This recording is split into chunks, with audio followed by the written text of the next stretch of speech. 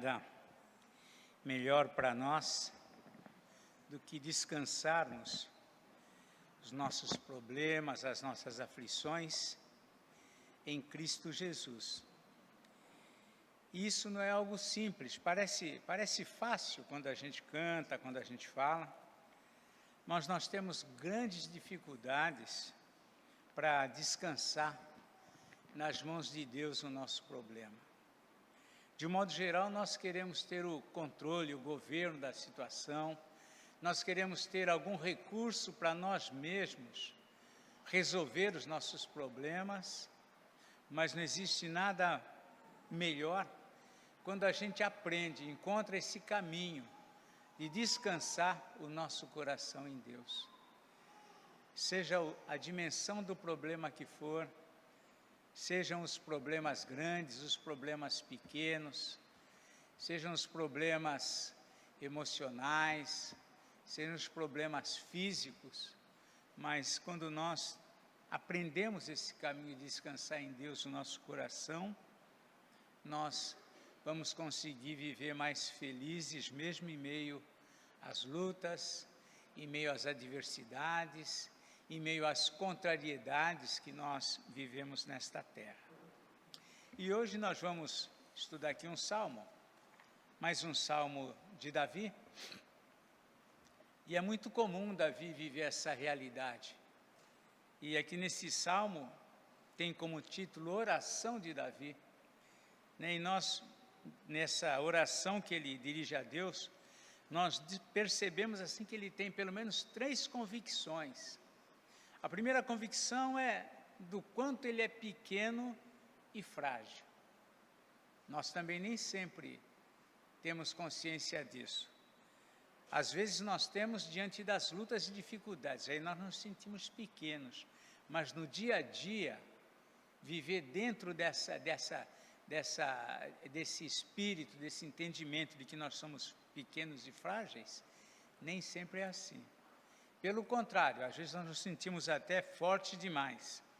Outra convicção que ele tinha nessa oração é percebida a convicção da supremacia absoluta de Deus. Deus é supremo, Deus é soberano, Deus é o Senhor de tudo e de todos. Outra convicção, terceira convicção, convicção da compaixão e auxílio de Deus sobre a vida dele. Muito bem, como dissemos, o Salmo tem como título Oração de Davi. Vamos ler aqui alguns versículos. É uma oração que ele dirige a Deus, um clamor. Inclina, o Salmo 86, é o de hoje. Inclina, Senhor, os ouvidos e responde-me, pois estou aflito e necessitado.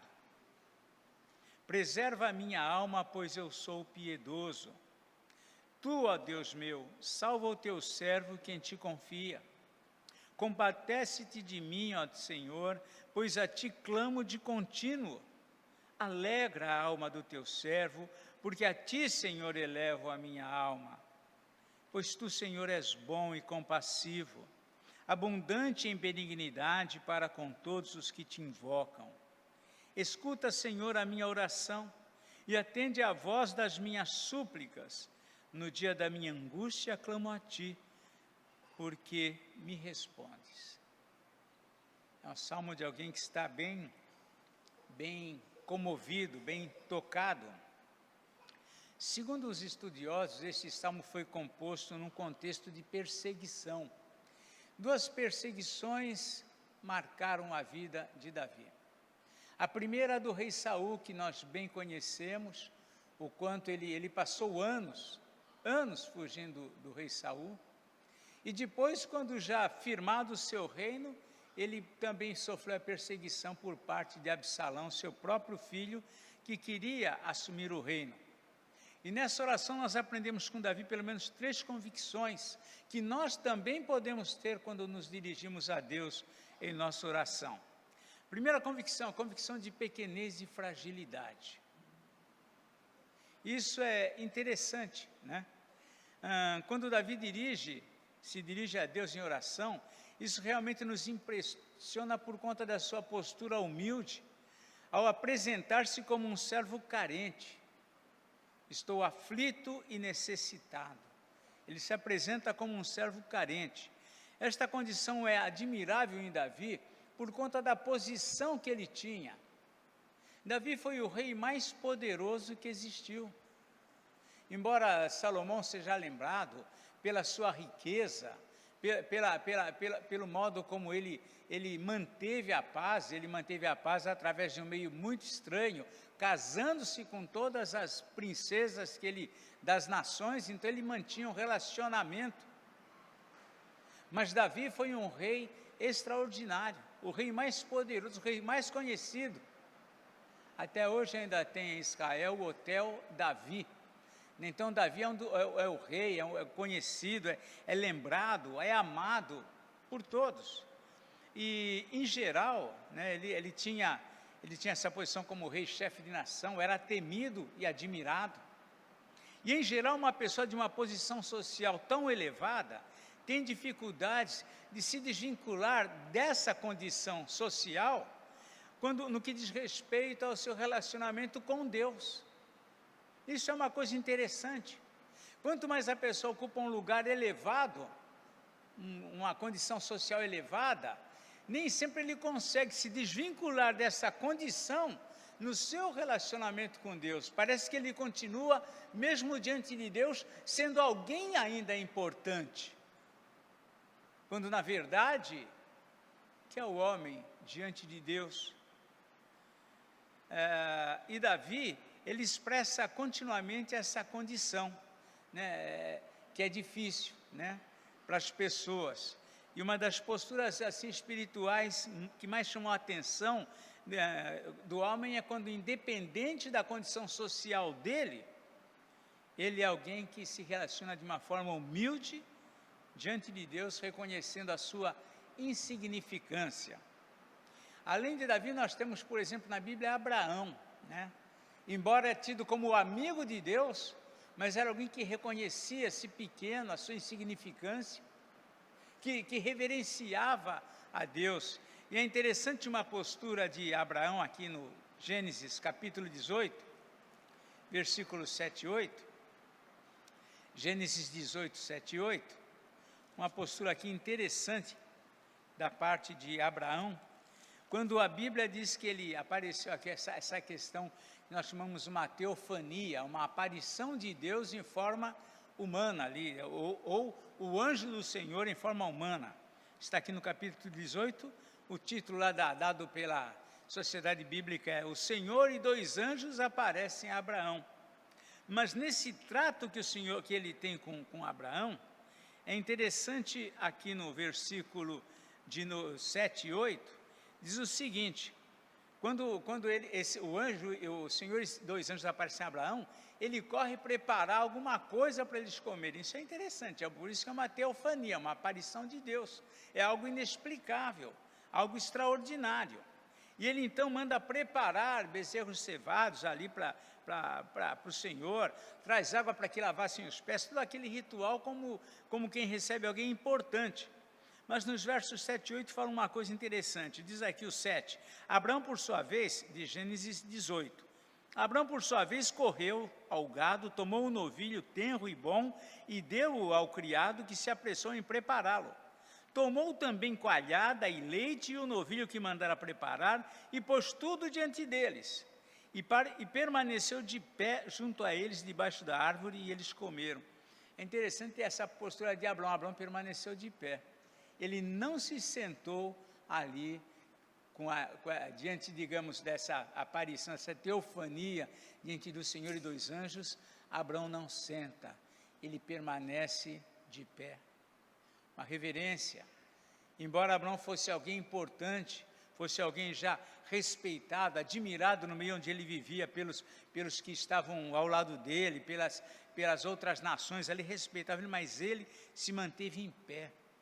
Jó também era alguém que tinha essa postura, embora fosse o maior do Oriente, no entanto, com respeito a Deus, ele era alguém insignificante, se sentia assim, pequeno.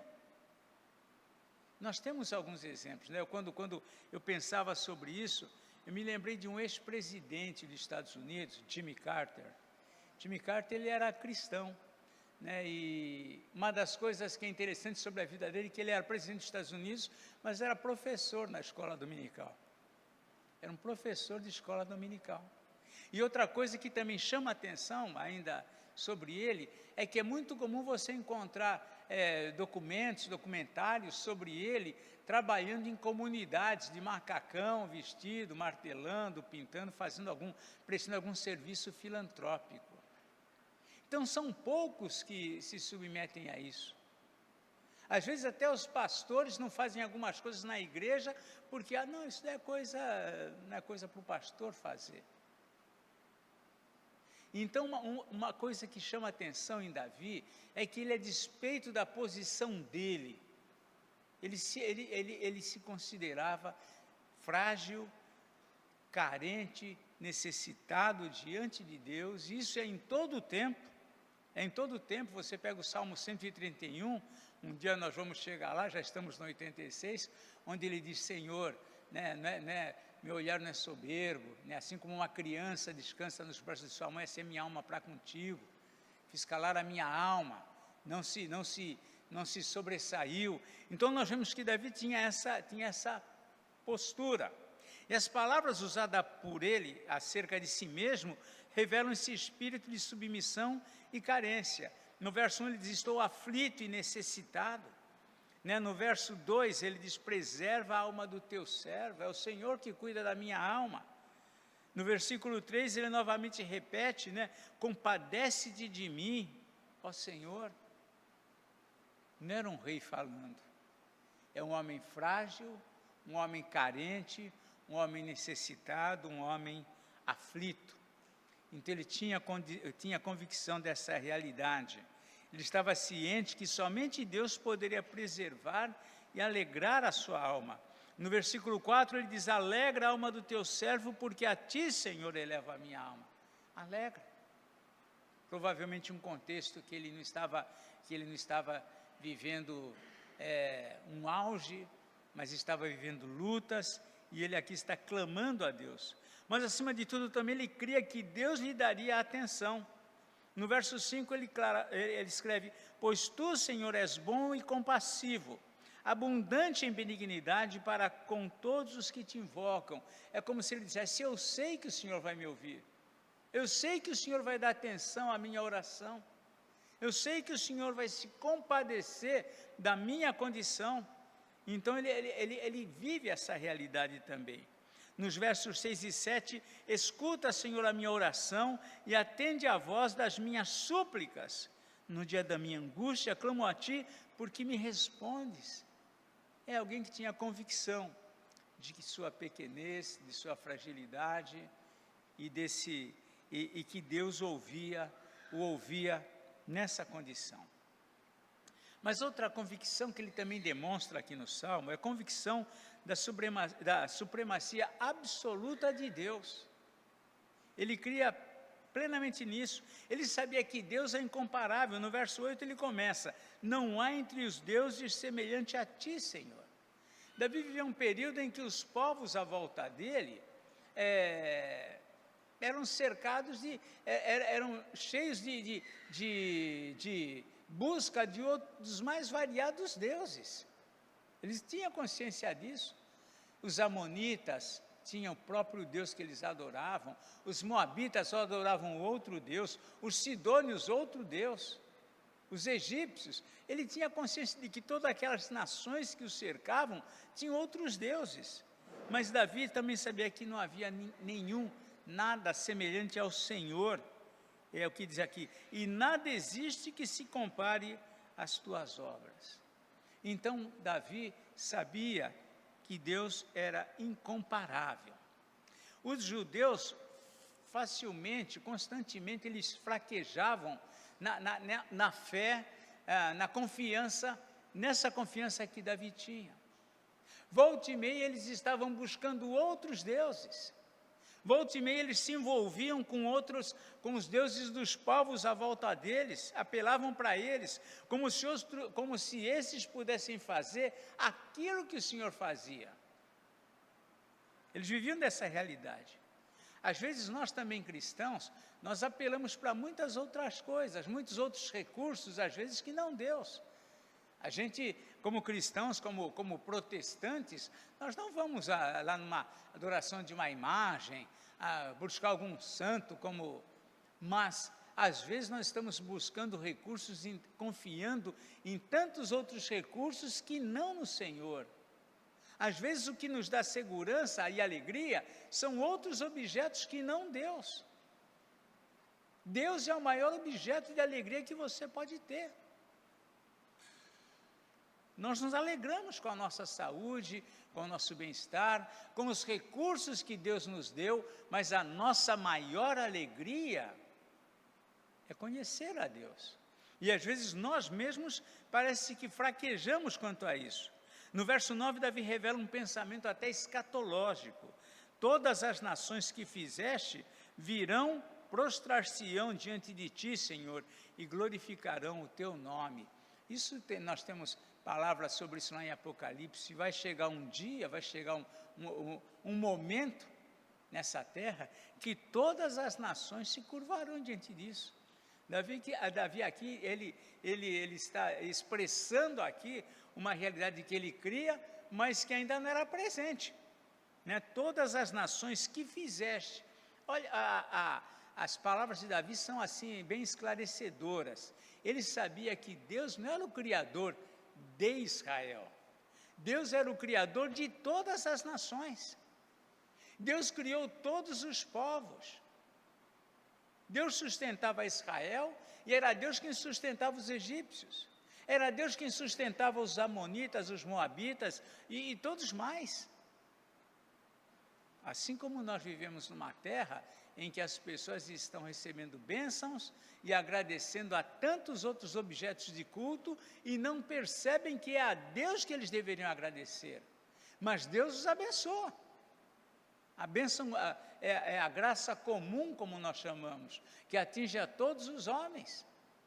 Mas, por vezes, a gratidão deles não é com um Deus verdadeiro, mas é com os seus objetos de culto, com aqueles que eles acreditam que sejam aqueles que promovem o bem-estar deles. Davi reconhece que todas as maravilhas são operadas por Deus e que Ele é único. Ele diz aqui no versículo 10, pois Tu és grande e operas maravilhas, só Tu és Deus. Não existe maravilhas nessa terra operada por qualquer outro ser. É Deus quem opera as maravilhas. Eu me lembro que quando eu estava no Porto, nós recebemos lá aguardamos durante anos uma causa que naquela época em que o Collor assumiu o governo, ele encampou lá, ele não deu um aumento, e aí ficou uma unidade de referência de valores chamada URP. Durante muitos anos, a maioria das empresas não receberam essa URP, que foi um aumento salarial que teve num dos meses, não me lembro se de abril, de março do ano de 90, ele não deu, e aquilo ficou como uma causa perdida. Mas passado alguns anos, eu estava no seminário, já tinha saído do Porto, já estava caminhando, meus recursos da minha rescisão já estavam acabando, e de repente alguém encontra comigo e fala, França, vai lá no sindicato lá que a URP saiu. Eu falei, como que saiu a URP, rapaz? Saiu, ganhamos a causa. Fui lá e recebi valores durante 3 anos e meio ainda, que me ajudou no seminário, me sustentou. E eu agradeci a Deus. Mas quantos receberam esse mesmo benefício e agradeceram a outros deuses? Quem sabe alguns agradeceu ao seu guia, ao seu orixá. Outros agradeceram a esse padroeiro, aquela padroeira. Deus é o Deus, Ele é o que opera maravilhas. Não existe maravilha nenhuma operada a favor do homem que não seja Deus. Mesmo o ímpio recebe essas bênçãos. Mas na sua ignorância ele agradece a tantos outros objetos de culto. Mas Davi tinha consciência, tu és grande e operas maravilhas, só tu és Deus, ninguém, nada mais. Então para Davi, isso era muito claro, Deus é único. Nos versos 12 e 13 ele escreve, diante dessa grandeza, né, no verso 11 ele diz, ensina-me, Senhor, o teu caminho e andarei na tua verdade, dispõe-me o coração para só temer o teu nome. É interessante que Davi sabia que, mesmo que por um lado ele pudesse desejar buscar a Deus, por outro lado ele entendia que ele também dependia do mover de Deus quanto a essa atitude dele. Dispõe-me o coração para só temer o teu nome.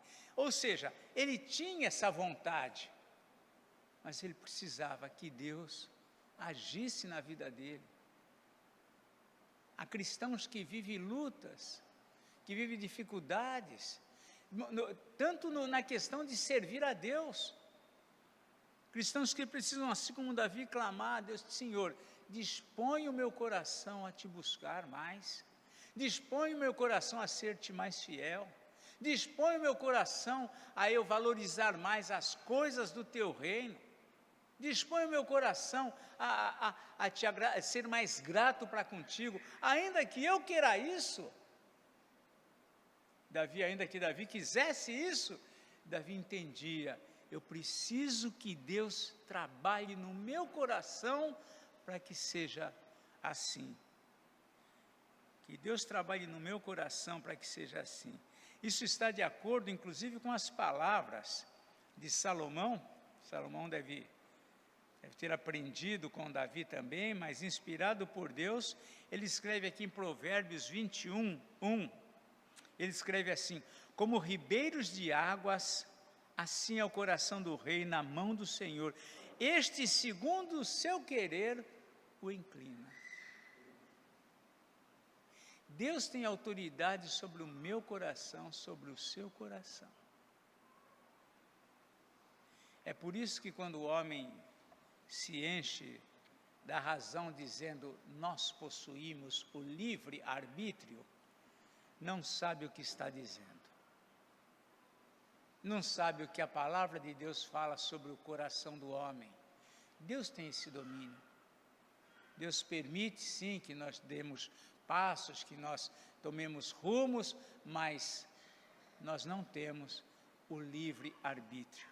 E Davi aqui ele coloca, mesmo ele tendo a vontade de andar no caminho de Deus, mesmo ele tendo vontade de temer só o nome do Senhor, ele pede, dispõe-me o coração para isso. Então, vemos aqui Davi, ele convicto da supremacia absoluta de Deus. Ele entendia que o seu coração estava nas mãos de Deus, né? E isso nos lembra também a oração dominical, né? Nós oramos lá, não nos deixes cair em tentação. Por que Jesus nos ensinou a orar? Porque nós somos fracos. Porque mesmo querendo, por vezes nós não conseguimos. Mesmo desejando, às vezes, com respeito a Deus, às coisas de Deus, vivermos algumas verdades, nós precisamos que Deus nos ajude nisto. Então, isso está de acordo também com essa oração, lá em Mateus 6. Não nos deixes cair em tentação. As tentações vêm. E Deus me deu recursos para resistir. Deus nos deu recursos. Mas, ainda assim, eu peço a Ele que não me deixe, que não permita. O conhecimento dessas coisas leva Davi a expressar, a fazer um voto com Deus, né? Os versos 12 e 13, diante disso que ele fala, diante de que não há outros deuses semelhantes ao Senhor, nada existe que se compare às suas obras, só Deus é grande e opera maravilhas, só Ele é Deus. Ele aqui no versículo 12 e 13, ele faz aqui um voto. Dar-te-ei graças, Senhor Deus meu, de todo o coração e glorificarei para sempre o teu nome. Eu vou ser sempre grato para contigo. Muitos já perderam de vista a gratidão a Deus. Muitos que hoje estão afastados da igreja, afastados às vezes na fé, perderam de vista a gratidão devida a Deus. E aqui ele assume esse compromisso: dar-te-ei graças, Senhor, Deus meu, de todo o coração, e glorificarei o teu nome. Pois grande é a tua misericórdia para comigo, e me livraste a alma do mais profundo poder da morte. Ou seja, eu vou te glorificar sempre. Eu vou ter um coração sempre grato, dar-te-ei graças. É um voto, é um compromisso que Davi está aqui assumindo diante de Deus. Então nós percebemos aqui que esse compromisso real com Deus é estabelecido e fortalecido a partir do seu senso de gratidão. Quanto mais você é grato a Deus, mais coisas Deus pode esperar de você. Quanto menos nós somos gratos a Deus, menos Ele pode esperar de nós. E muitas vezes nós cristãos somos tão reticentes para com Deus. Eu não preciso fazer isso para... Não precisa mesmo. É gratidão. É gratidão. Eu não preciso viver assim. Não, não preciso mesmo. Jesus viveu tudo o que eu precisava viver para agradar o Senhor, para agradar a Deus no meu lugar. Mas tudo o que eu faço é movido pela gratidão. Foi isso, né?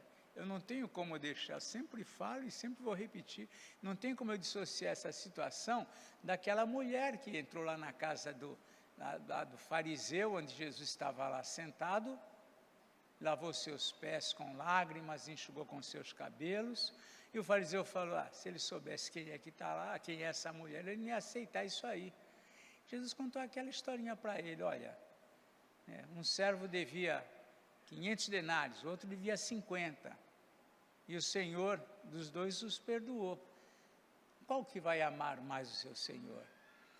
Aí ele falou: aquele que foi mais perdoado, é mais grato. E aí Jesus aplicou isso à vida dele. Você está vendo? Eu entrei na sua casa, você não me ofereceu nada daquilo que normalmente se oferece a um convidado quando chega. Mas essa mulher, ela não cessou de lavar os meus pés com suas lágrimas, enxugá-los com seus cabelos, beijá-los, porque ela foi muito perdoada. Quanto mais você é grato, quanto mais você sente a grandeza do que Deus fez pela sua vida, mais você vai se dar. Mais você vai se entregar. Mais Deus pode esperar de você. Mas também tem o contrário. Quanto menos eu tiver esse senso do quanto Deus fez por mim, tudo aquilo que diz respeito à obra de Deus, que exige sacrifícios, que exige esforço, que exige eu me negar, que exige eu abrir mão do meu conforto de alguma coisa, mas eu vou ser reticente, eu vou avaliar, eu vou pensar, porque me falta, é duro isso, porque me falta gratidão. Não que não tenha gratidão, mas a minha gratidão para com o Senhor não é tão grande para eu me esforçar tanto assim. É isso. Então Davi aqui, movido por essa gratidão, por esse reconhecimento, ele se dispõe, ele faz votos, ele assume compromisso com Deus. Nós vemos também aqui Davi, nessa oração, a convicção da compaixão de Deus e do auxílio dele. Ele também tem convicção disso. Ele tem convicção de que ele é pequeno, ele tem convicção de que Deus é imensurável, que Deus é poderoso, tem toda a autoridade, mas ele também tem convicção de que Deus, isso é maravilhoso, Deus é um Deus compassivo. E tem uma palavra que sempre eu gosto de lembrar, Deus se compadece. Compadecer é quando o objeto da nossa compaixão, ele não merece, mas por alguma razão que a gente não compreende, Deus se compadece de nós. Cometemos os mesmos pecados. Nós não cometemos pecados inéditos. Os pecados que nós confessamos a Deus todos os dias, já confessamos eles antes inúmeras vezes. Sempre os mesmos erros. Tem aqueles erros que fazem parte da nossa fraqueza. Cada um tem as suas. Tem as fraquezas que eu tenho que você não tem. Tem umas que você tem que eu não tenho. A gente que pensa que é melhor que os outros. Mas ninguém é melhor do que ninguém. Todos nós carecemos da compaixão de Deus. Se Deus não se compadecer da minha vida, eu estou perdido.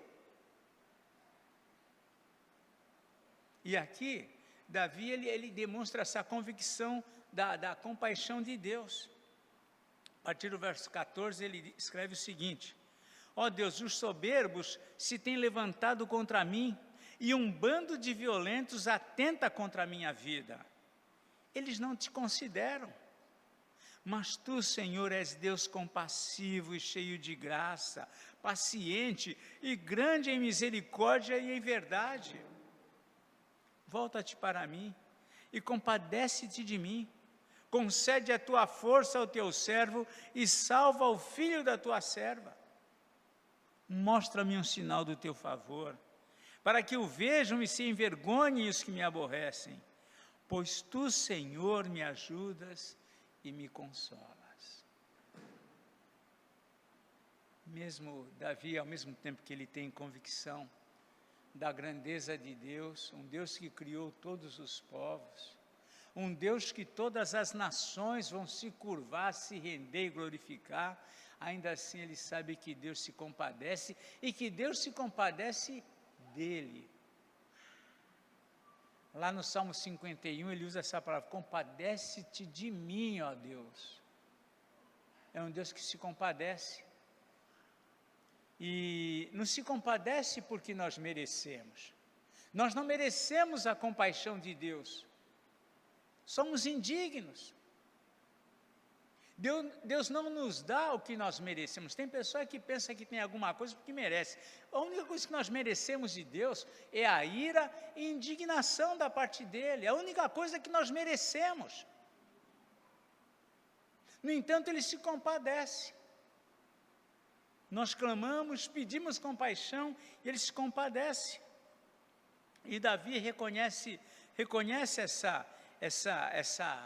esse atributo de Deus. Mas tu, Senhor, és Deus compassivo, cheio de graça, um Deus cheio de favor que nós não merecemos, paciente e grande em misericórdia e em verdade.